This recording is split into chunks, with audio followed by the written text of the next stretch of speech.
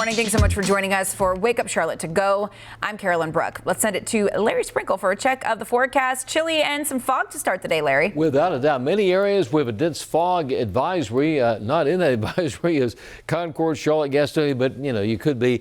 The rest of the area, yeah, patchy, even some dense fog. It's going to be a chilly day today, better than the upper 30s we had yesterday. Right around 48 degrees right there in the middle of the afternoon. By about 8 o'clock tonight, we're at 41 degrees under cloudy skies. Looking ahead tomorrow, the difference is it's going to be no fog in the morning, clear skies, sunny skies in the afternoon, but only about 46 degrees for a high temperature. Here's your 7-day forecast. Tomorrow morning, 29. We're at 48 tomorrow, 51 Saturday, 56 Sunday, and a really nice warm-up. Monday, Tuesday, and Wednesday next week, upper 50s to near 60 degrees. Check it out. There you go. On Christmas Eve, 56, could be some rain showers, and then Christmas Day next week, high only about 46 degrees, and that's your first one forecast, Carolyn.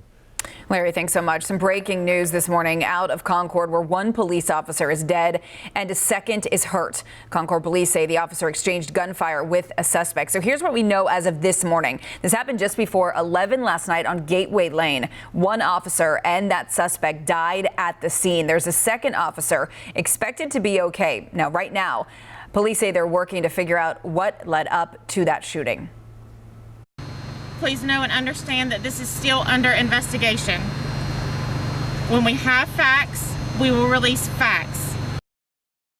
A lot of support, as you can imagine, pouring in online. Rachel Lumber standing by, and people are offering their thoughts, their prayers for everyone involved.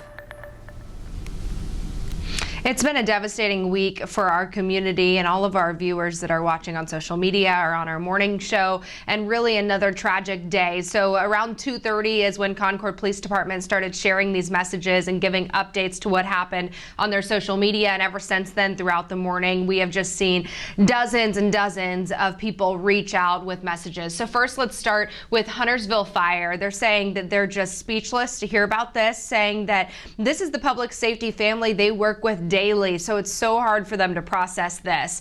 And adding to the fallen officer that your selfless sacrifice will never be forgotten. And next message, this is from Carolina Brotherhood. They are, if you're not familiar, a group that supports families of emergency responders lost in the line of duty in the Carolinas. They said as well here that it's just been a really difficult last few weeks, but they will continue to step up and support those affected by this tragic loss. Charlotte Fire Communications Center tweeting that they want to express their condolences, and they stand with the police department and fire department during this very difficult time. Pineville Fire Department sharing on their Instagram that this is the second fallen officer in the line of duty just in the last week, and that their thoughts and their prayers are going out to the family and everybody this morning, from the departments to officers really across the state. A lot of viewers leaving comments.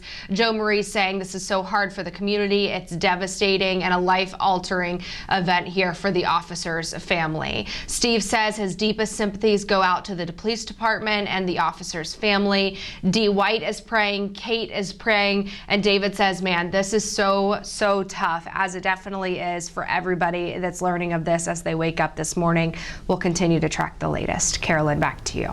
Rachel, thanks so much. And this is a developing situation, so we are expecting more details from Concord Police as the day goes on. You can find all the newest and latest information inside the WCNC News app and here on our social media pages.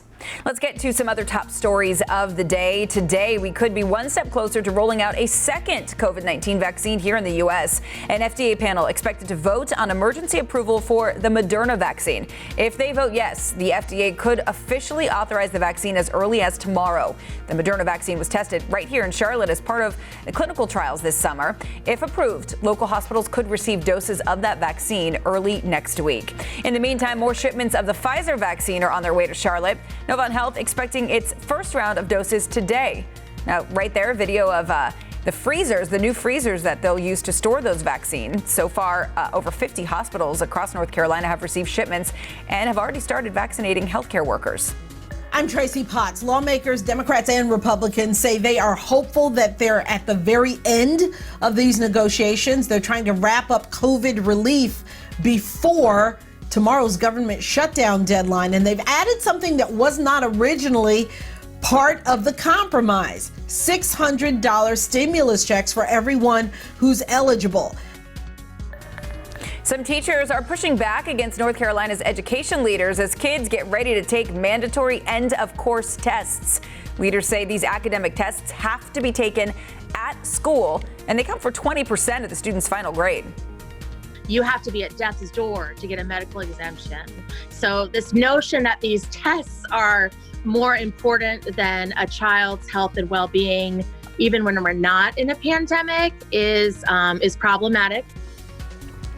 And that's it for your morning rush. Now let's get to some stories to keep your family safe and sound today. It turns out there is such a thing as too much Christmas music. Yeah, psychologists say hearing those familiar tunes too much can actually make you mentally exhausted. They say once you become tired of the songs, you spend an incredible amount of energy just trying to block them out. It's especially true for people who've worked retail. If you've ever worked retail during Christmas time, you know exactly what I'm talking about because you hear Christmas music playing in the store all day long. Well, Christmas is just over 1 week away, and if you're still working on that gift list, don't worry, you're not alone. In fact, there's a new study showing that only 10% of people have finished up their Christmas shopping. This comes as holiday shipping taking longer than ever because everyone's ordering online.